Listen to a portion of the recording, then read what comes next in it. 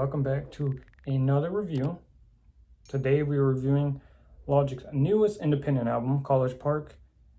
His previous contract with, I'm pretty sure, Def Jam has expired. So, should have paid the guy, I don't really know. Let's just hop right in. This is a 17-track album that spans an hour and 7 minutes long.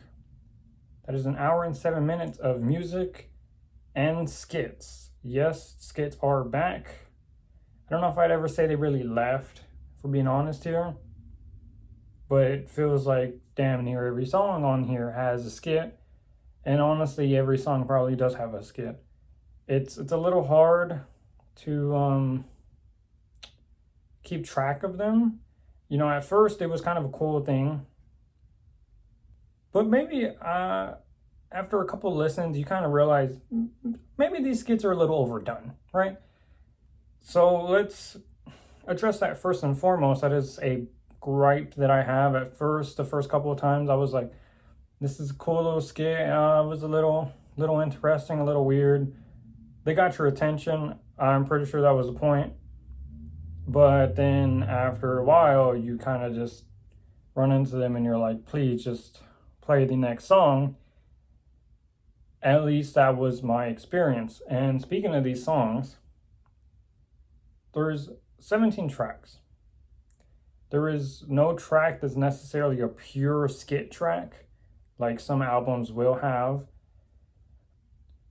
There are a couple flashes of brilliance in this album, right? I wouldn't say this album is in my top 3 of Logic albums. If I were to ever rank them for whatever reason, maybe I'll rank albums at some point in my channel.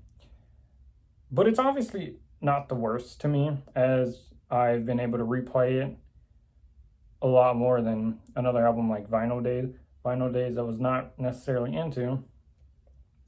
But yeah, spots of brilliance, Gaithersburg Freestyle, love it. Lightyear, love it. Would love it more if there was not a skit in between the actual rapping part and the attempted singing part. It took me a little while to warm up to that part, the singing part. But, I think the gesture behind it kind of makes me love it more. Skit in between kind of kills it. That's like, I believe it's 3 minutes of skit. The entire song is like 8 minutes, 19 seconds. So you can imagine the rap is going to take a good amount. And then you got the skit, and then you got a little bit of singing, because why not? I don't know. You have other songs on here that have more notable people, like Seth MacFarlane. That seems to be a really, really big favorite, Self-Medication. If you're watching this video, you've probably heard that song before on TikTok or on social media somewhere. It kind of took social media by storm for a little bit there. I'm not too sure if that's still kind of raging on, but I haven't necessarily seen it after a little while. Doesn't mean it's not there though. Other songs kind of fall flat to me. Paradise 2, High Life, it feels like every couple of songs I kind of get, something I think is worth listening to. Cruising Through the Universe with RZA for a first song, I enjoy it. Obviously, skit at the end. Wake Up, I enjoyed it. Lightsabers, not so much. So you kind of fall into this pattern of every other song. I think I didn't like track 3 and 4. I loved Red Pill. Playwright, 50/50. It's just, there are spots of brilliance, and there are spots where I'm just like, what is this? What am I listening to? But music is subjective. Music is subjective. It's definitely better than Vinyl Days. For his first independent album since the Def Jam debacle, I was definitely interested in seeing, what is this album going to look like and what is it going to sound like? I don't remember if I heard that this was supposed to be a big Lambo album before the album came out or after it came out.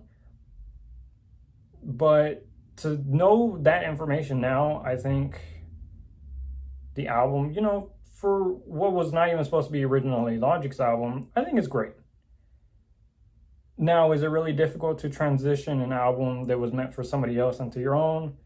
I'm assuming it is. If it's not, I'm sorry, I don't make music. I tried, I can't do it. But that's really all there is to this album. Spots of brilliance, some mediocre tracks. I don't necessarily hate any tracks, but I don't necessarily absolutely love any tracks either. And, I'm interested to see where Logic goes after this. He's obviously kind of becoming willing to experiment more. He's independent. But we will see. As far as rating this album, I think a 7 out of 10 will suffice. Would I recommend the entire album? No. Would I recommend songs off the album? Yes, I would recommend songs off the album, but not the entirety of the album. And I think that's kind of where it's getting me here. There's also this just kind of general thing where I feel like Logic's earlier career run is what people gravitate towards the most. And that honestly might be true for most of rappers' catalogs. I'm sure for Eminem it's the exact same. At least that's how social media portrays it. And, people just kind of appreciate those older projects more. So it does kind of feel bad trying to review some of these things. But 7 out of 10, I'd recommend some songs. Red Pill. Obviously, people love Self-Medication. Shimmy has Joey Badass on it. I rocked with it. I know some people who did not. Come On Down, I rocked with it. Some people did not. This is just my opinion, guys.